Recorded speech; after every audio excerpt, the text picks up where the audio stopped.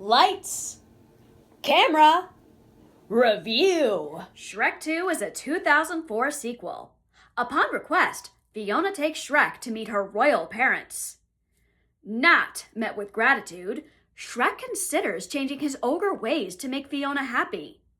While on an expedition, the kingdom learns that fairy tales don't have to go by the book.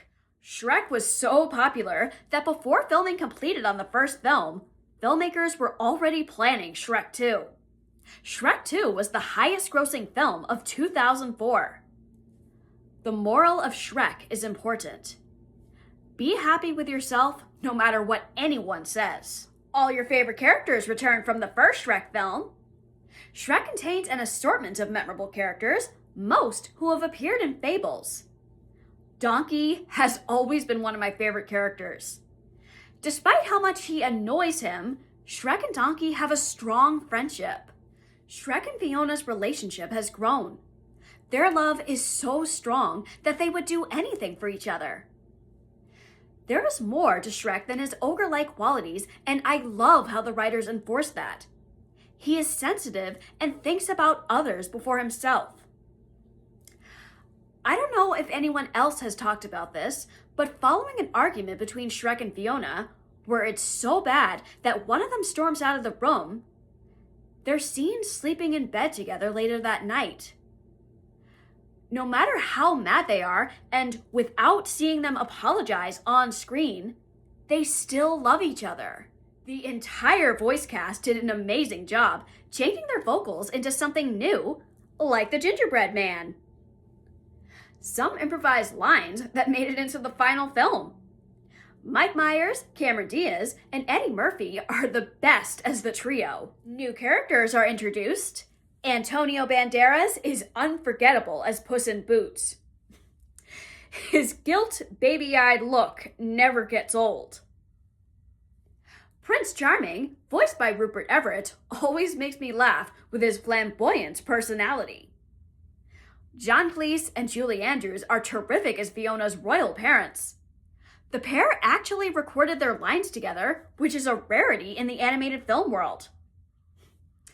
The chaotic family dinner sequence is a highlight as the food is thrown around the table. The fairy godmother is not your typical fairy tale character, preferring things by the book. Depending how you feel about her, it's Jennifer Saunders who brings out the best vocal performance as the intimidating woman. Did you know that Saunders did her own singing for the movie? Animation has come a long way in Shrek. Give a hand to the animators who spent long and incredulous hours working on this film. To move Shrek's face, the character occupied 218 CGI muscles. Filmmakers had fun with the film, researching fables and subtle character actions. There are so many blink-and-you-miss-it moments in the Shrek films that on any watch, it's like watching it for the first time again. Andrew Adamson hit the mark with Shrek 2, providing a reflective moral.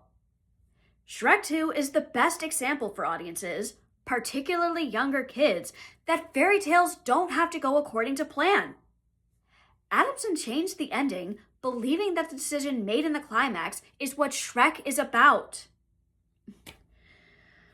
When I saw this film as a kid, I actually said I wish they stayed in human form.